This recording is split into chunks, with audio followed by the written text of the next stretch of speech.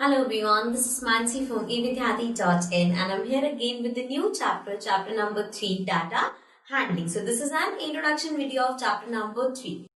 Now the name of the chapter is data handling. सबसे पहले data होता क्या है? डाटा मीन्स किसी भी चीज के अगर आपको इन्फॉर्मेशन गिवन है, लाइक आपको एक क्लास में स्टूडेंट्स है, उनके कितने मार्क्स आए हैं वो गिवन है, या फिर स्टूडेंट्स की कितनी हाइट है, या किसी जगह का अलग अलग टाइम पे टेम्परेचर गिवन है. सो ये सब डाटा होता है. ठीक है. नाउ डाटा हैंडलिंग मीन्स कि उस डाटा को अरेंज करना, ऑर्गेनाइज करना इस तरह से कि उसमें से कुछ इंफॉर्मेशन ली जा सके. सो दैट इज डाटा हैंडलिंग. अब आपके पास डाटा हैंडलिंग के क्वेश्चंस ऐसे आएंगे कि आपको डाटा गिवन होगा, कुछ भी जैसे गिवन है, लेट्स सपोज मार्क्स गिवन है, आपको उसे अरेंज करना होगा टैबुलर फॉर्म में. टैबुलर फॉर्म में मींस टेबल में. सो वो कैसे अरेंज करते हैं? लेट्स सपोज पहले कि हम एग्जांपल लेते हैं. हमें जो इन्फॉर्मेशन गिवन है वो गिवन है मार्क्स की. ठीक है. एक क्लास में बच्चों के मार्क्स गिवन है आपको, लेट्स सपोज 10 स्टूडेंट्स के out of 10. So marks are 5, 7, 7, 6, 4, 5, 5. This is 1, 2, 3, 4, 5, 6, 7, 8, 8, 9. So ये let's suppose आपको मार्क्स गिवन है 10 स्टूडेंट्स के आउट ऑफ 10. अब ये डाटा है, आपको इसे रिप्रेजेंट करना है टैबुलर फॉर्म में. कैसे करेंगे? सबसे पहले हम लिख लेते हैं मार्क्स. ठीक है. ये तो ऑलरेडी गिवन है, इतने मार्क्स है. उसके बाद आता है टेलीमार्क. अभी टेलीमार्क क्या होता है? टेलीमार्क एक तरीका होता है नंबर को रिप्रेजेंट करने का. जैसे कि अगर मुझे 1 लिखना है तो मैं टेलीमार्क में 1 कैसे लिखूंगी? इस तरह से, एक सिंगल लाइन में. ठीक है. अगर मुझे 2 लिखना है तो टेलीमार्क में हम कैसे लिखेंगे? 2 लाइन्स में. अगर 3 लिखना है सो 3 लाइन्स. 4 लिखना है सो 4 लाइन्स. 5 लिखना है अगर तो आप इसको 5 लाइन्स नहीं करती, 1, 2, 3, 4 लाइन्स एंड देन एक diagonal line. So this represents 5. अब इसके आगे जाना है, अगर 6 लिखना है तो ये 5 हो गया, साथ में एक स्लैंटिंग लाइन डाल देंगे. So this represents 6. ठीक है. सो इस तरह से हम नंबर्स को टेलीमार्क में रिप्रेजेंट करते हैं. अब जो हमने एग्जाम्पल लिया है उसके अकॉर्डिंग सेट करते हैं. इसमें एक और चीज होती है आपके पास विच इज फ्रीक्वेंसी. अब फ्रीक्वेंसी का मतलब क्या होता है? एक चीज कितनी बार अकर कर रही है. जैसे कि यहाँ पे देखते हैं सबसे कम मार्क्स हमें 4 गिवन है. सो 4 मार्क्स कितने स्टूडेंट्स के आए हैं? एक ही स्टूडेंट के आए हैं. सो 1 and 1, राइट. उसके बाद हमारे पास है 5 मार्क्स. अब 5 मार्क्स कितने स्टूडेंट्स के आए हैं? 1, 2, 3 स्टूडेंट्स के आए हैं. तो मतलब कि यहाँ पे 3 और यहाँ पे 3. इसको हम ऐसे भी रिप्रेजेंट कर सकते हैं, number of students. So frequency का मतलब होता है कि एक नंबर कितनी बार रिपीट हो रहा है. सो that is frequency. And telemarks means उस फ्रीक्वेंसी को इस तरह से रिप्रेजेंट करना. ओके.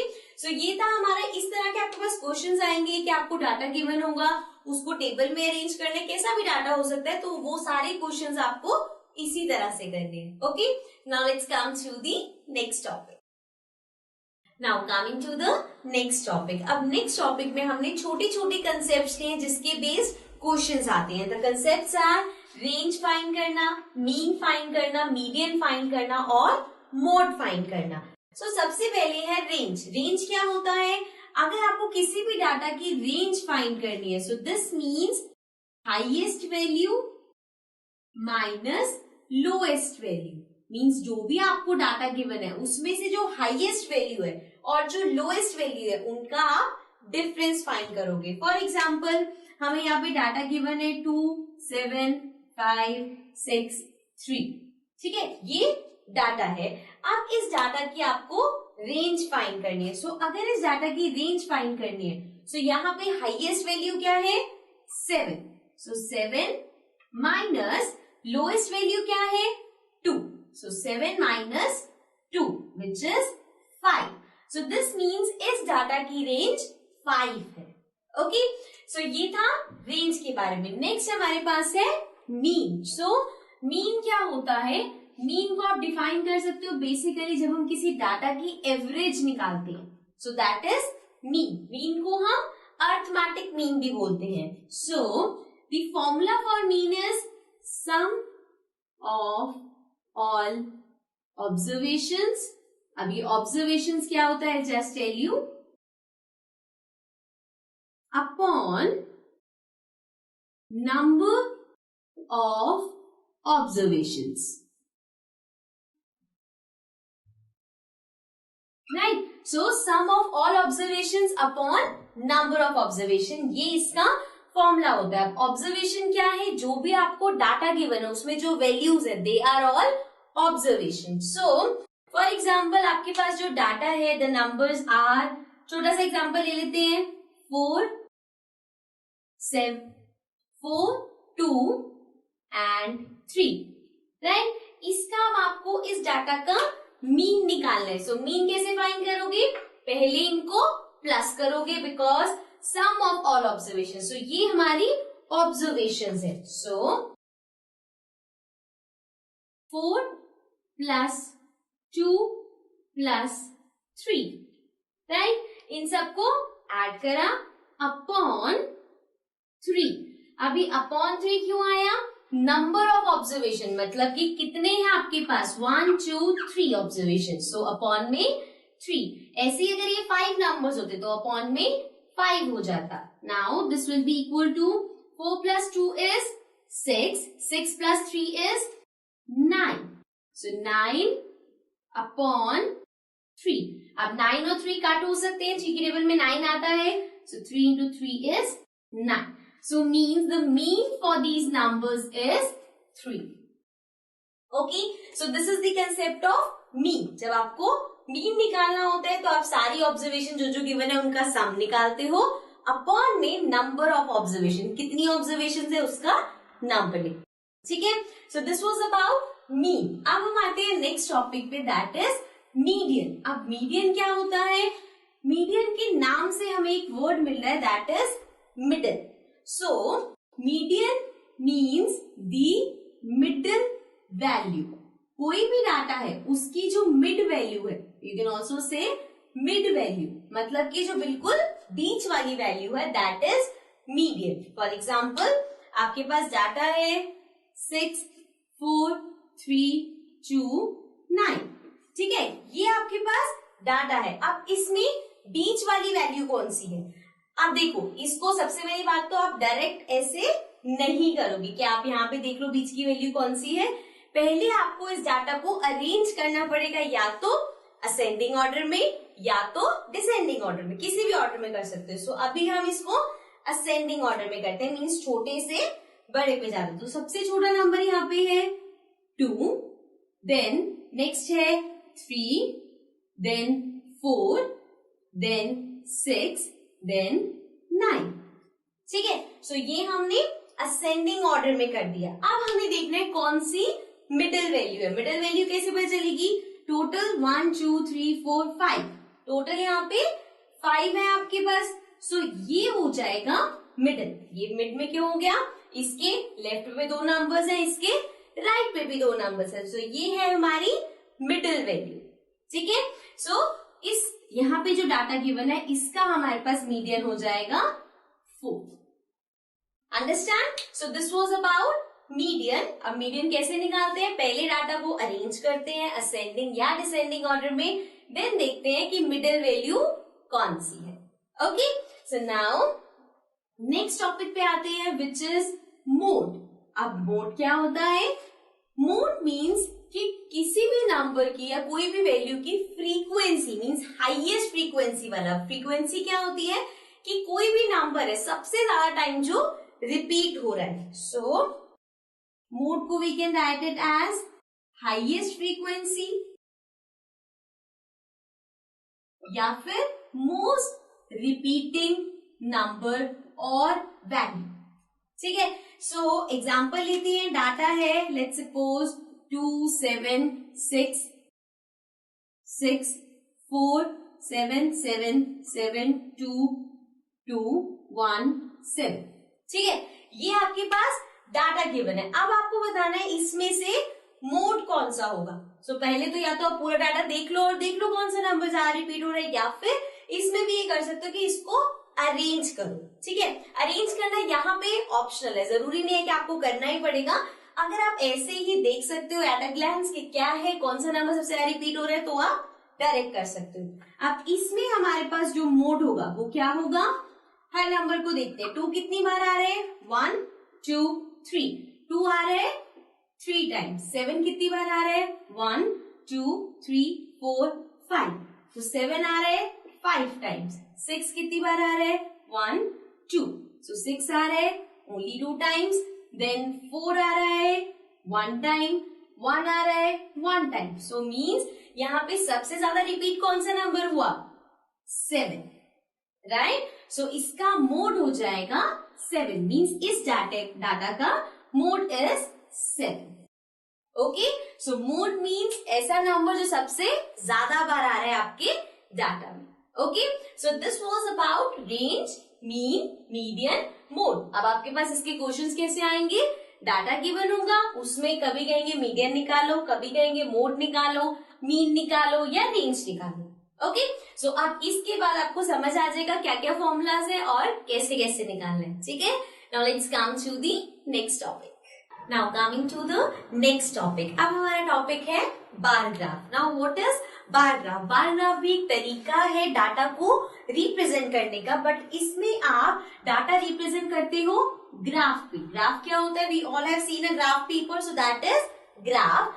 एंड डाटा को रिप्रेजेंट करते हो ग्राफ पे, लेकिन बार्स की फॉर्म में। For example this is the graph paper and यहाँ पे इस तरह से मैं कुछ डाटा को रिप्रेजेंट कर रही हूँ। So this representation of data is known as bar graph. This is a bar graph. Okay, so bar graph समझ आ गया कि क्या होता है।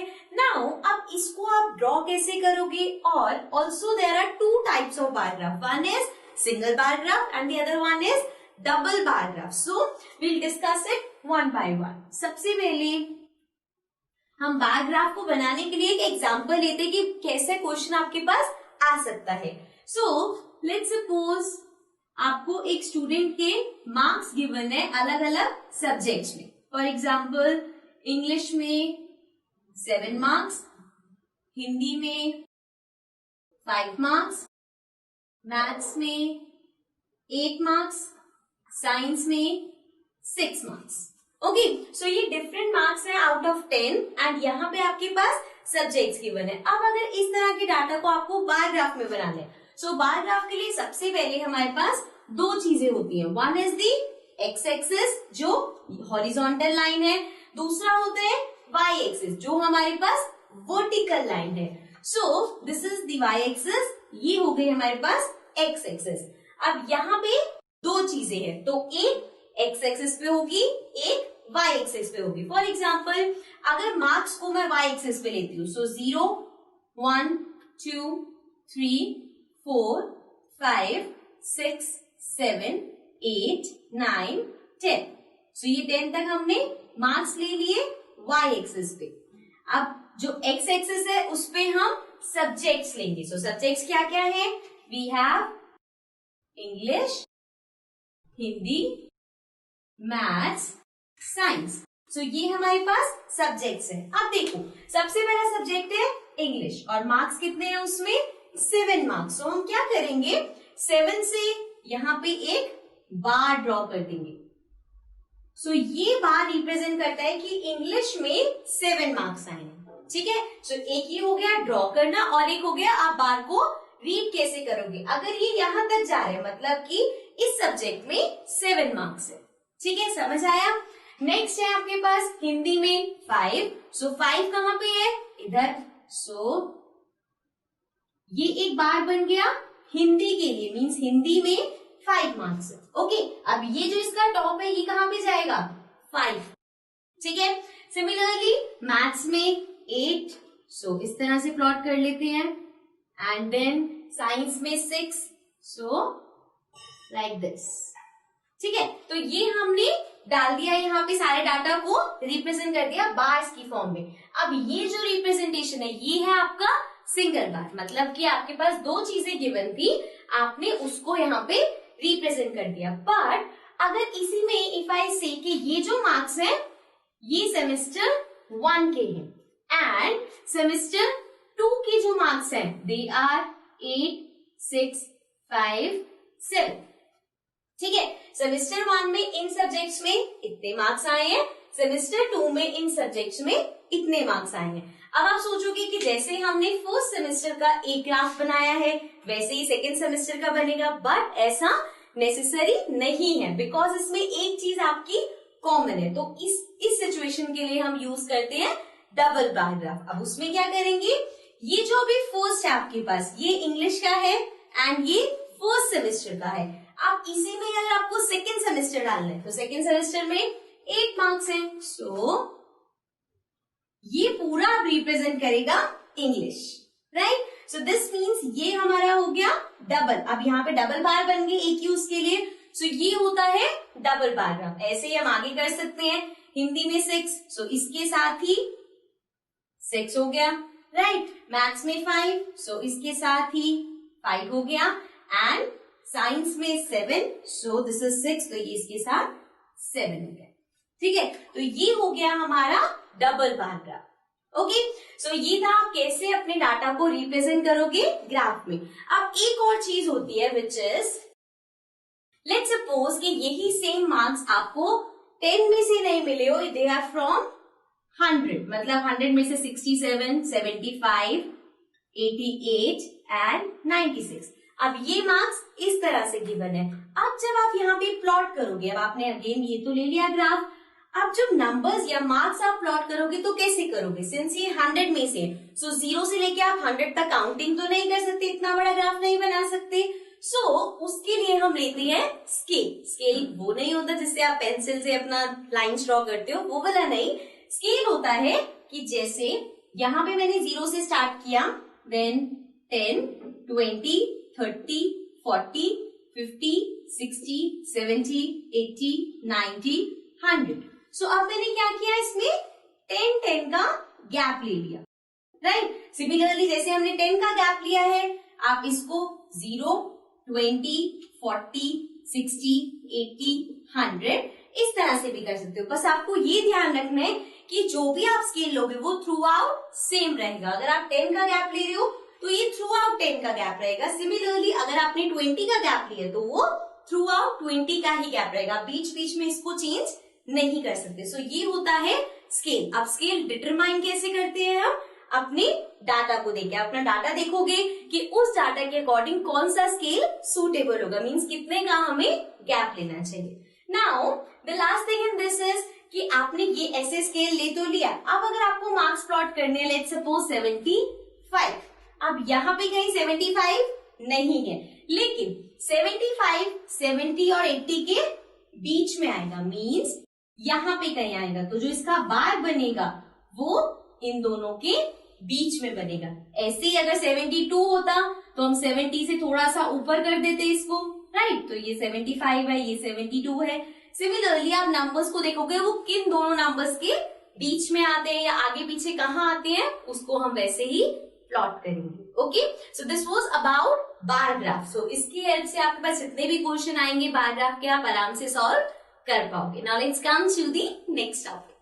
Now coming to the next topic which is probability. अब प्रोबेबिलिटी क्या होता है, प्रोबेबिलिटी बेसिकली मीन्स किसी चीज का चांस। जैसे कि इफ आई से आज बारिश होगी, सो उसका क्या चांस है, होगी नहीं होगी, कोई गारंटी नहीं है, right. So what is the probability that it will rain today, और we can say what is the chance कि आज बारिश होगी। So probability is a chance कि कोई चीज होने की क्या चांसेस है। ओके, सो इसमें आपके पास एग्जांपल हो सकते हैं। Let's suppose if I toss a coin भी ऑन लो, अगर मैं उस कॉइन को टॉस करती हूँ सो आपके पास दो चीजें आ सकती है, या तो हेड्स आएगा या टेल्स आएगा, राइट। जब भी आप कॉइन टॉस करोगे तो दो ही चीजें पॉसिबल है, या तो हेड आएगा या टेल आएगा। अब कुछ भी आ सकता है, हेड के भी इक्वल चांसेस है, टेल के भी इक्वल चांसेस है। सो दिस मीन्स कुछ भी आने की प्रोबेबिलिटी हो सकती है। So this is probability. Similarly अगर हम डाइस का एग्जांपल, सो डाइस अगर आप रोल कर रहे हो तो आपके पास 1, 2, 3, 4, 5, 6 ये सब आउटकम्स हो सकते हैं, इनमें से ही कोई नंबर आएगा। अब इनमें से कोई भी नंबर आ सकता है, कोई गारंटी नहीं है कि 2 या 4 ही आएगा या 6 या 5 ही आएगा, ऐसा कुछ नहीं है। अब अगर आपके पास ऐसी कोई सिचुएशन है उसमें आपको कहा जा रहा है कि आपको प्रोबेबिलिटी फाइंड करनी है कि कुछ भी चीज आने की क्या प्रोबेबिलिटी होती है, so for that we have a formula. So the probability of anything is number of favorable outcomes upon total number of outcomes।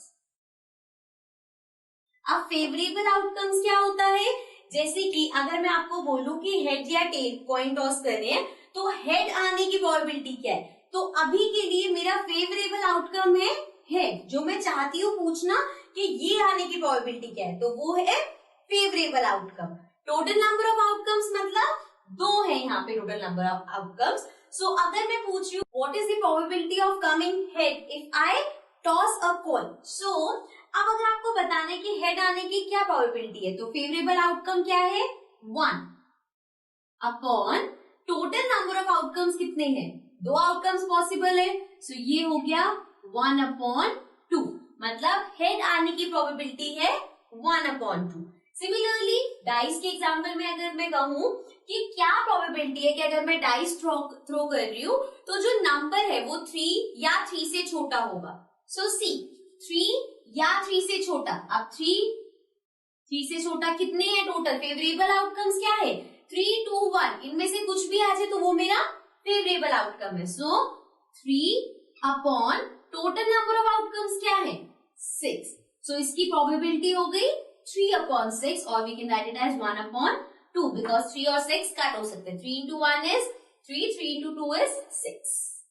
Okay, so this was about probability। अब क्वेश्चंस ऐसे ही आएंगे कि हमने coin toss किया, बताओ head आने की probability क्या है, या कुछ भी ऐसी सिचुएशन आती है जिसमें आपसे प्रोबेबिलिटी पूछा जाएगा। So this is the formula for that। Okay, so this was the last topic of this chapter। So अगर आपको ये कंसेप्ट क्लियर हो गए तो आपके लिए चैप्टर की एक्सरसाइजेस के क्वेश्चंस बहुत इजी हो जाएंगे, बिकॉज सारे क्वेश्चंस इन्हीं कंसेप्ट्स के अराउंड रिवॉल्व करते हैं। Okay, so this was about chapter number 3 data handling. I will be coming back again with a new chapter. Till then take care and bye bye.